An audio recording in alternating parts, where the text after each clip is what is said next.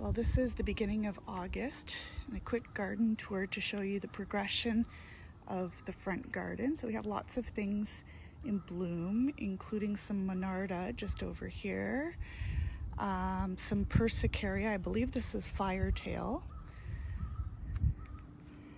We have some crocosmia lucifer blooming, which is right over here, and the start of some coreopsis, which I love. I don't remember the variety here, but it's pretty cool. And yeah, we have a lot of monarda blooming over here too. The bees love it. I'm gonna deadhead it in a little while. And see, there's other flower buds that will bloom as long as I take off the heads of the flowers that are already spent, which will save some energy so that it can bloom again. We have some rattlesnake master right here. This is all the whitish flowers that are sort of round shaped. The bees love it. In the background we have some echinacea blooming. Actually, it's blooming all over the place. And this is our little tree. Why can't I think of the name of it right now? It'll come to me. Starts with an S. Sumac. That's a tiger eyes sumac. So it started off as half that size. At the beginning of the season, I just planted it, and eventually it will grow bigger and provide some contrast with the boom chocolata that's right beside it. I also have a tower of bloom heptacodium, which is the tree form right over here. And it's just in its first year in the garden. It'll get about maybe 10 feet to 12 feet tall and be interesting all season long, because even in the winter the branches kind of peel a bit and it's interesting looking. And in the back as well, this big shrub right here is a willow.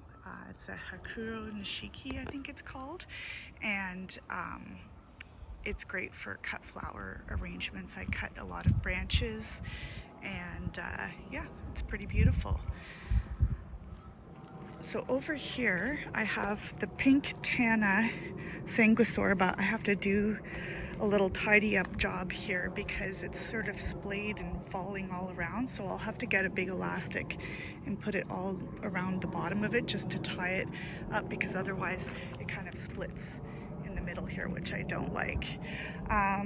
It's a really cool plant. I use it in a lot of flower arrangements, but the one downfall right now is the Japanese beetles. Love it.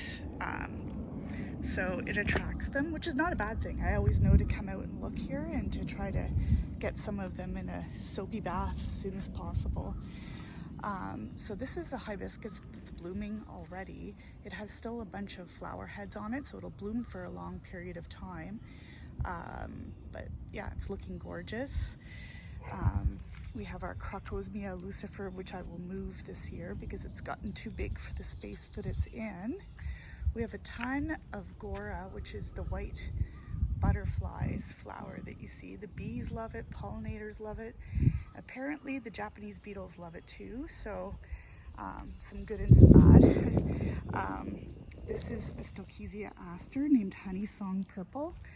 It's beautiful, and I just leave the seed heads on once they're finished because they're sort of an architectural interest, and I really love the stems even. They're sort of like a purpley-ish color, so it's a very interesting plant when it's in bloom.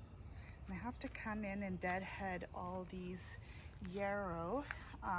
They start off as an orange yarrow, which you could see some of them coming up right here again, but after a while they fade out. They still look interesting in bouquets, but they're kind of, you know, they've had the best time of their lives and now they're on the decline.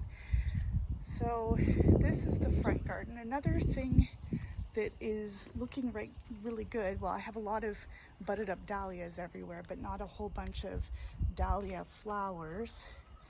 But something that is looking good is, well, another hibiscus that the Japanese beetles clearly enjoy. Look at that.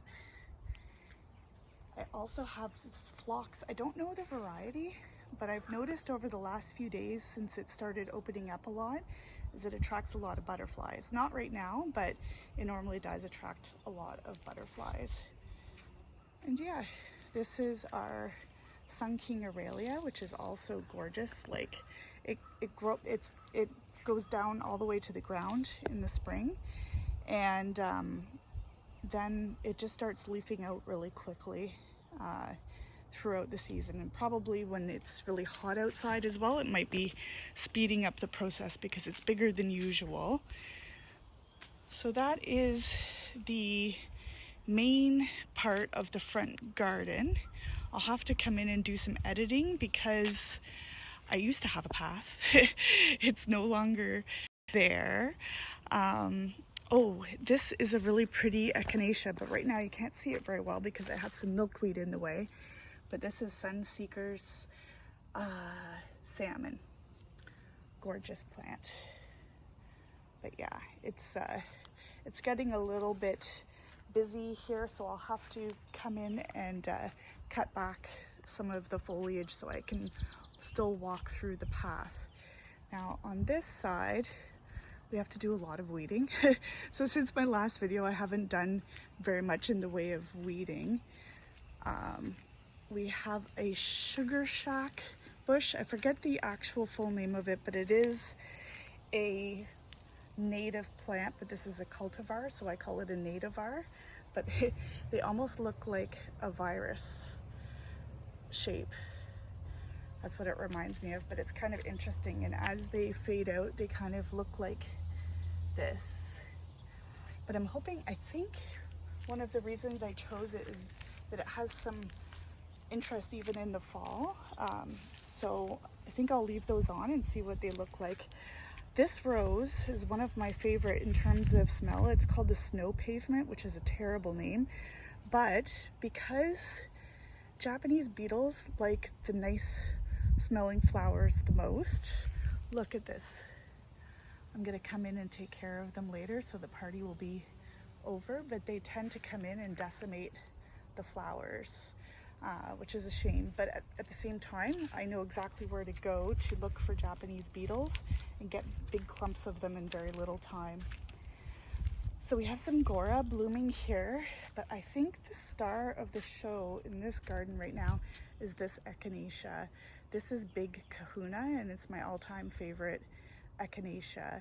I could go in and deadhead it, although I've sort of planted it in a non-strategic place to do that, but I think I'm gonna get a few more little clumps of this and put it throughout the garden. This is absolutely one of my favorite flowers, and I'll get a little closer so you can see the beautiful coloration.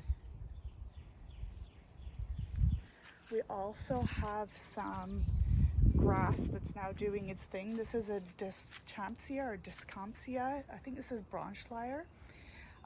It's looking fantastic, and there's a few little areas I have it in the garden where it'll sort of put out a bit of a veil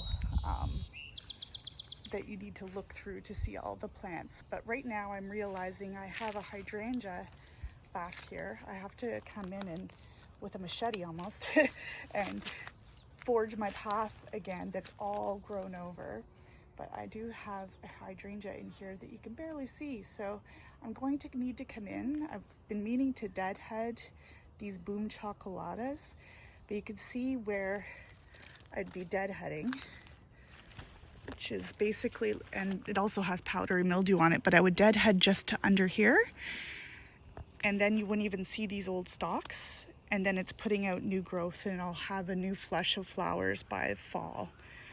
And there's another huge Sun King Aurelia.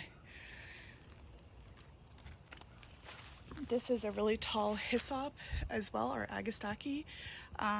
Forget the variety, it might be Blue Fortune, and there's a lot of bees on it. That's these big tall purpley flowers.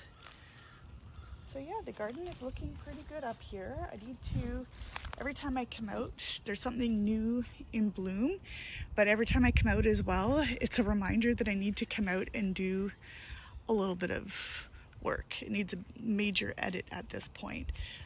But hopefully you enjoyed this little tour and you found it interesting. Maybe you live in the area in Ottawa, maybe not, but this is all something that could be done, you know, with either a large scale or even a smaller scale garden.